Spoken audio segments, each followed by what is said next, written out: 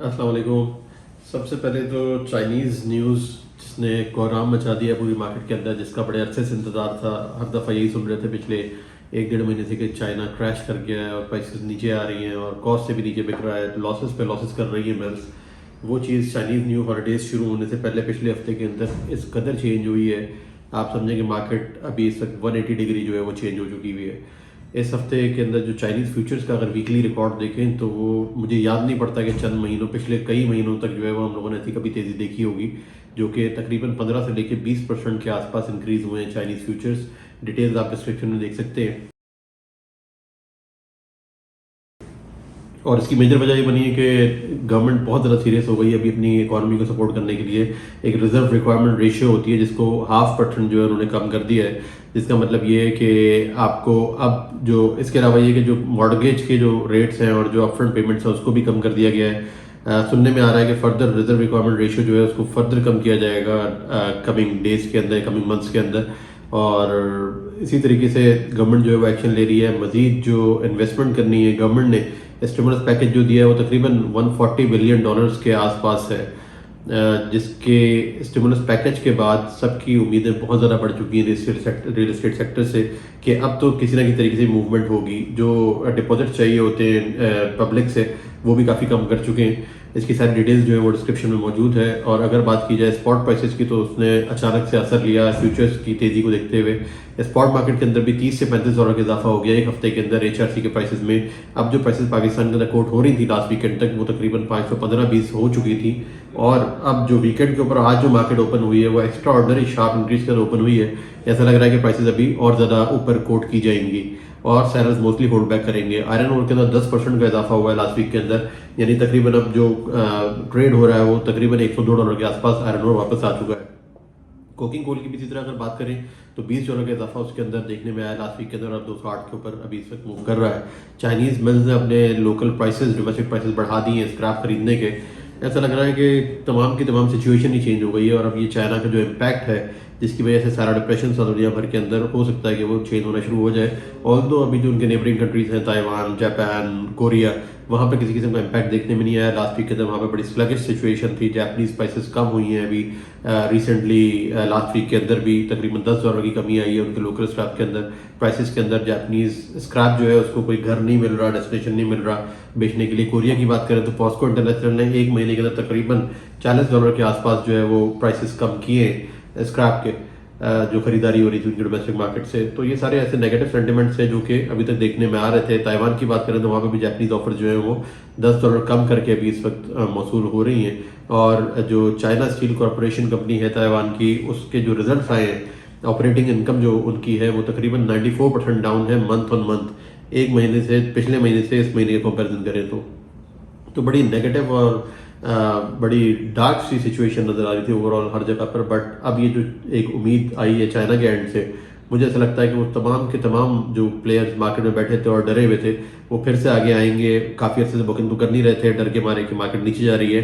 Gap काफ़ी ज़्यादा create हो चुके हैं, रीस्टॉकिंग करनी है, प्री विंटर बाइंग का सीज़न है, लॉजिस्टिक्स के इश्यूज बहुत ज़्यादा बढ़ चुके हैं, कहीं पर भी कंटेनर्स नहीं मिल रहा है, चाहे US देखें, UK देखें, फ्रेट्स बढ़ रहे हैं। आगे चाइना अब जो है वो अमेरिका के जो न्यू इलेक्शंस हैं उसके बारे में अगर बात की जाए तो उससे भी डर है कि चाइना के ऊपर जो ड्यूटीज़ लगने वाली है इस साल के एंड पे, उससे पहले पहले चाइनीज़ मूवमेंट बहुत सारी होनी है। उसकी वजह से कंटेनर्स का इतना क्योस है हर मार्केट के अंदर कि आप सोच नहीं सकते, कंटेनर्स की अवेलेबिलिटी नहीं है और ब्लैक मेलिंग शिपिंग लाइन्स इतनी ज़्यादा है कि बहुत बुरा हाल है।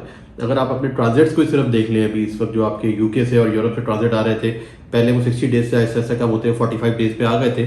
अब दोबारा मैंने चेक किया तो 70 डेज के आसपास ट्रांजिट चला गया वापस। उसकी मेजर रीज़न, एक one of the major reason ये है कि जो मिडल ईस्ट में इस वक्त वॉर सिचुएशन है लेबनान की और इसराइल की, वो बड़ी वर्स्ट सिचुएशन अख्तियार कर चुकी है। उसमें मज़ीद बदतर होने के इम्कान नज़र आ रहे हैं, जिसकी वजह से ऑयल की प्राइसेस तो बढ़ी रही हैं बट जो लॉजिस्टिक्स है वो इतनी इंतहाई डिस्टर्ब होगी, सप्लाई चेन आपकी इतनी डिस्टर्ब होगी कि उसकी वजह से गैप्स और ज़्यादा बढ़ जाएंगे। तो ये सारे जो मामला हैं ओवरऑल अगर आप पिक्चर देखें तो बड़ी एक भयानक सी पिक्चर नज़र आ रही है कि आपकी जो सप्लाई चेन है वो बड़े बुरे तरीके से डिस्टर्ब होने वाली है। आगे एक तरफ सेल नहीं है बट मेरा ख्याल है कि अब सब लोगों की एक इंतहा हो चुकी है इंतज़ार की। कस्टमर्स भी नुकसान कर करके थक चुके हैं, और अब अगर कंज्यूमर बाइंग करने के लिए नहीं आएगा आगे, ये एक्टिविटी नहीं होगी, तो या तो फिलहाल प्रोडक्शंस को कट डाउन करके बंद कर दिया जाएगा, जो कि हम पाकिस्तान के अंदर देख रहे हैं, और अदरवाइज सिचुएशन जो है वो इस तरीके से लंबी चलने वाली नहीं है। बट ये जो चाइनीज़ प्राइसेस का बढ़ना और स्क्रैप की प्राइसेस का बढ़ना, ये एक बड़ा पॉजिटिव साइन है मार्केट को स्टेबिलिटी देने के लिए।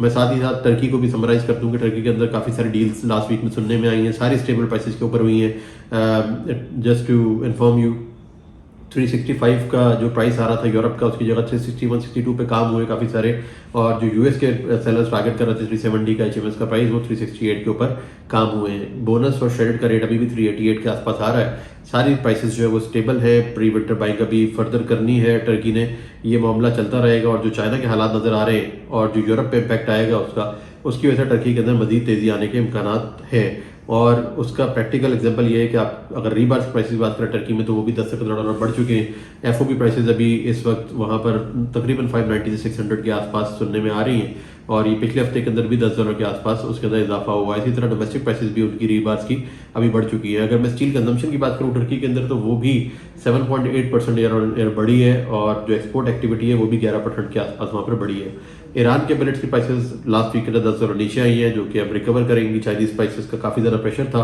तमाम सेमी फिनिश प्रोडक्ट्स की मार्केट्स के ऊपर, वो प्रेशर खत्म हो गया है। चाइना की अपनी प्राइसेस बिलेट्स की काफ़ी ऊपर चली गई हैं अभी इस वक्त। स्क्रैप की प्राइसेस में भी $7-8 का इजाफा हुआ है वहाँ पर, और इसी तरह बिलेट की प्राइसेस के अंदर भी काफ़ी इजाफा हुआ है। मैं एक चीज़ बताना मिस कर दिया कि स्पॉट HRC प्राइसेस जो है वो भी तकरीबन $30 के आसपास जो है वो बढ़ चुकी हैं हर जगह के लिए। एफओ प्राइसेस भी बढ़ी है, वियतनाम के अंदर भी उस चीज़ का असर नज़र आ रहा है।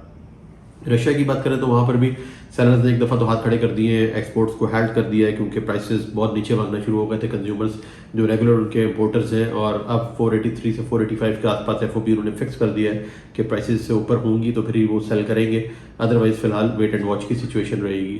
और रशिया के बिलेट्स वैसे ओवरऑल जो है वो सेंटीमेंट थोड़ा सा लास्ट वीक के अंदर लो थे। बाकी के जो उनके स्टैटिस्टिक्स हैं सीआर के हवाले से, वो मैं डिस्क्रिप्शन के अंदर डाल देता हूँ। इटली, पोलैंड, हर जगह पर फ्लैट प्रोडक्ट्स के हालात नाजुक हैं। अभी तक तो नीचे जा रहे थे, अब करंट सिचुएशन ओवरऑल जो ग्लोबल सिचुएशन वो चेंज होगी तो हो सकता है कि उससे उनको भी सपोर्ट मिले, but as of now long products और फ्लैट प्रोडक्ट्स दोनों के ऊपर प्रेशर था खासा। रीबार्स की प्राइसेस भी डिक्लाइन हुई हैं पोलैंड के अंदर, जिसकी वजह से स्क्रैप के ऊपर नेगेटिव असरात आ रहे हैं, बट सम हाउ क्योंकि अवेलेबिलिटी कम है उसकी वजह से प्राइसेस नीचे नहीं जा पा रहे। इंडिया की अगर बात करें तो India was one of the most active country and destination in last week. आप समझेंगे एक तरफ चाइना बहुत तेज़ी से बढ़ रहा था, दूसरी तरफ इंडिया भी अपनी प्राइसेस बढ़ा रहा था, पाकिस्तान तो कहीं पर नज़र ही नहीं आ रहा था, बहुत कम एक्टिविटी थी पाकिस्तान से, बट इंडिया ने काफ़ी ज़्यादा सपोर्ट किया है। कंटेनराइज्ड मार्केट को भी इतना सपोर्ट किया है कि अभी फिलहाल ऑफर्स आना पाकिस्तान के अंदर भी कम हो गई हैं। जो डिस्ट्रेस कार्गोज थे वो एक दफ़ा मार्केट से निकल चुके हैं। अभी हालात देखने के आगे क्या होता है। इंडिया के अंदर एक और खबर सुनने में आई कि उन्होंने पिग आयरन की भी इंपोर्ट की है। बेसिकली रशिया ने 2 कार्गोज सेल किए हैं, जो कि 375 से 380 की प्राइस CFR बेसिस पे सुनने में आ रही है पिग आयरन की, जो कि बड़ी अट्रैक्टिव प्राइस है इंडिया के लिए। वो उसको रीस्टॉक करने के अंदर थोड़ा सा मदद करेगी। अब इंडिया के अंदर की सिचुएशन ये है कि मानसून खत्म हो चुका है, मौसम है काम करने का। लास्ट वीक के अंदर कई रीबार जो मैन्युफैक्चरर्स उन्होंने सेल्स रोक दी थी, प्राइसेस इंक्रीज कर दिए थे, बिलेट की प्राइसेस भी काफ़ी इंक्रीज हुई हैं, स्क्रैप की प्राइसेस भी काफ़ी इंक्रीज हुई हैं। आप ये समझें कि जिस तरह चाइना की काया एक दफ़ा पलट गई है, इंडिया के अंदर भी सूरत ये नज़र आ रही है कि सब लोग अभी होल्ड कर रहे हैं, और वक्त आ चुका है जहाँ पर कस्टमर सेलर्स ने ब्रेक लगा दी है और अब फर्दर माल बेचने को तैयार नहीं है। बिल्कुल नया सेंटिमेंट है, इस हफ्ते फिर से इस सेंटिमेंट को बूस्ट मिलेगा चाइना की तेज़ी को देखते हुए, और ओवरऑल जो दुनिया है वहाँ पर स्क्रैप के जो ऑफर्स है उसको विड्रॉ किया जाएगा, और लोग थोड़ा सा होल्ड करके सिचुएशन को देखना जरूर चाहेंगे, क्योंकि काफ़ी नुकसान कर चुके हैं सेलर्स भी, बायर्स भी, सब लोगों ने नुकसान किया। तो अब थोड़ा सा होल्ड बैक करके चीज़ों को फिर से एक दफ़ा डिक्टेटिंग पोजीशन के अंदर आने की सब लोग कोशिश करेंगे। अगर पाकिस्तान की बात की जाए तो यहाँ पर भी $5 से $7 की इंक्रीज़ आया है प्राइस के अंदर। जो ऑफर्स आ रही थी लास्ट वीक के अंदर वो तकरीबन $400 के आसपास थी, मोर और लेस। यूरोप यूके हो या अच्छे यूके के मटेरियल्स हो, रिसाइकलर्स हो, 398 से 400 का मेजरली लेवल था। कुछ लोग 403-5 भी मांग रहे थे, बट जो काम हुआ है वो 398-400 के ऊपर काम हुआ है। यूएस के कुछ डिस्ट्रेस कार्गो से वो 390-90-92 के आसपास कुछ सेल्स हुई हैं, बट मुझे लगता नहीं है कि आगे के लिए कोई इस किस्म की सूरत हाल बनेगी कि मजीद सेल्स हो सके इन प्राइसेस के ऊपर। यूएस के अंदर काफ़ी ज़्यादा सिवियर प्रॉब्लम चल रहा है, और एक स्ट्राइक होने जा रही है पोर्ट के ऊपर, जिसकी वजह से ऐसा लग रहा है कि वो लोग तकरीबन 10-15 दिन का जो एक गैप है वो क्रिएट हो जाएगा वहाँ पर।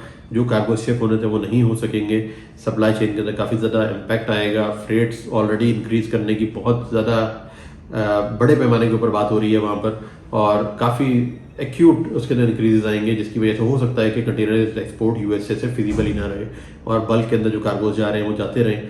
तो ये एक अजीब किस्म का क्योस चल रहा है पूरी दुनिया के अंदर। अब देखना पड़ेगा कि वॉर सिचुएशन क्या करती है और ये लॉजिस्टिक सिचुएशन, कंटेनर्स की अवेलेबिलिटी की सिचुएशन क्या रिजल्ट देती है।